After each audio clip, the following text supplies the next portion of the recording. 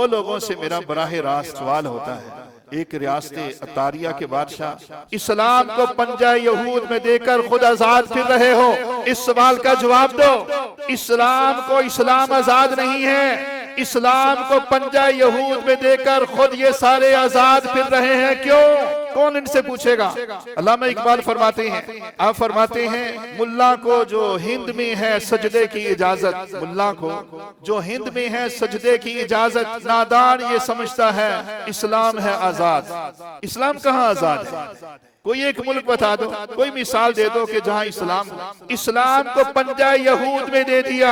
पूरी दुनिया में जो निजाम राइज कर दिया गया है वो सूदी निजाम है, निजाम मईशत। और हमारे जितने भी सियासतदान है ये अवाम को धोखा देते हैं कि हम गुर्बत खत्म करेंगे। हो ही नहीं सकती जब तक निजाम सूद बर्पा है जो यहूदियों का है, तब तक कोई गरीब अमीर नहीं हो सकता। अगर वो होगा तो फ्रॉड से, फरेब से, दयानतदारी से, धोखे से होगा। कि दीन मुस्तफा को बेच दिया, पंजा यहूद पे इस्लाम को दे दिया और खुद आजादी और अय्याशियां कर रहे हैं, मुल्क मुल्क जा रहे हैं, खजाने भरे हुए हैं, अरबों का बजट है। क्या ये इस्लाम है? इस्लाम बता दो कहां है।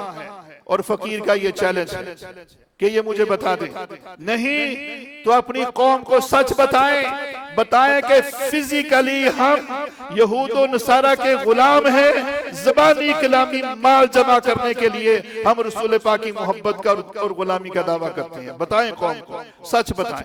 हजरत अबू बकर यहूदी कुरान की रूह से और प्रैक्टिकली भी फिजिकली भी बदतरीन दुश्मन है नबी पाक का, हमारे हुजूर का सल्लल्लाहु अलैहि वसल्लम। बदतरीन दुश्मन है इस्लाम का, मुसलमानों का, और पूरी दुनिया में साम्राज्य निजाम है, सरमायादाराना निजाम है जिसने गला घूंट के रख दिया गरीब का, सूदी निजाम है। तो कौन खत्म करेगा? इस्लाम। तो इस्लाम कहाँ है? वो पंजा यहूद में दे दिया और खुद अय्याशी की जिंदगी गुजार रहे हैं।